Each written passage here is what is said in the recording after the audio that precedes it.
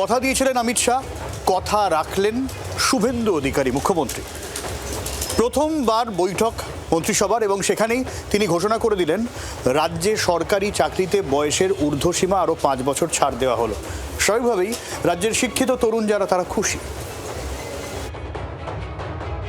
Paper leak और भ्रष्टाचार के कारण जो युवा अपनी आयु गंवा बैठे हैं, योग्यता की जो आयु की सीमा है, वो सभी को 5 साल तक आयु में छूट दिया जाएगा, जिससे वो फिर से एक बार अपना भविष्य तरार सके।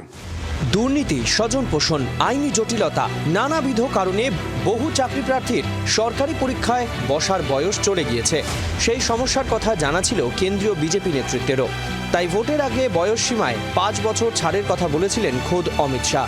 প্রথম মন্ত্রিসভার বৈঠকে শাহের সেই কথা রাখলেন মুখ্যমন্ত্রী শুভেন্দু অধিকারী।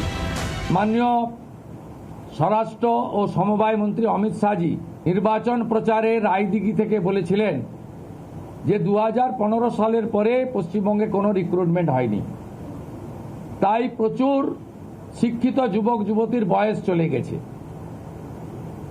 5 বছর এক্সটেনশন মানে আবেদনের বয়সের ঊর্ধ্বসীমা ক্যাবিনেট মঞ্জুর করলো। সরকারি চাকরিতে নিয়োগের ক্ষেত্রে বয়সের ঊর্ধ্বসীমা এক ধাক্কায় 5 বছর বাড়িয়ে দেওয়া হলো। তৃণমূল জমানায় দীর্ঘদিন নিয়োগ প্রক্রিয়া থমকে থাকায় রাজ্যের লক্ষ লক্ষ চাকরি প্রার্থী বয়সের ভারে প্রতিযোগিতামূলক পরীক্ষা থেকে ছিটকে গিয়েছিলেন। নতুন সরকারের এই সিদ্ধান্তে তাদের সামনে পুনরায় সরকারি চাকরির দরজা খুলে গেল। আমরা চাকরিহারাদের পক্ষ থেকে এই ঘোষণাকে অত্যন্ত সাধুবাদ ধন্যবাদ জানাই। এটা খুবই ভালো উদ্যোগ আমার মনে হয়, কেন যারা এজের জন্য বাদ চলে যাচ্ছে তারা একটা সুযোগ পাবে। কিন্তু নতুন প্রজন্মের জন্য নতুন চাকরির তো দরকার না, এতদিন ধরে চাকরি কিছু ছিল না, এখন নতুন যারা বেকারত্ব আছে এত বছর চাকরি হয়।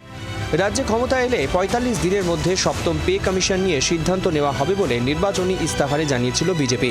এদিন মুখ্যমন্ত্রী জানান 1 সপ্তাহ পর মন্ত্রিসভার বৈঠকে এই সংক্রান্ত আলোচনা হবে, উঠবে বকেয়া ডিএর প্রসঙ্গ। শ্রেয়সী গঙ্গোপাধ্যায় রিপোর্ট, জি24 ঘন্টা। বাংলার আওয়াজ, বাঙালির আবেগ, জি24 ঘন্টা।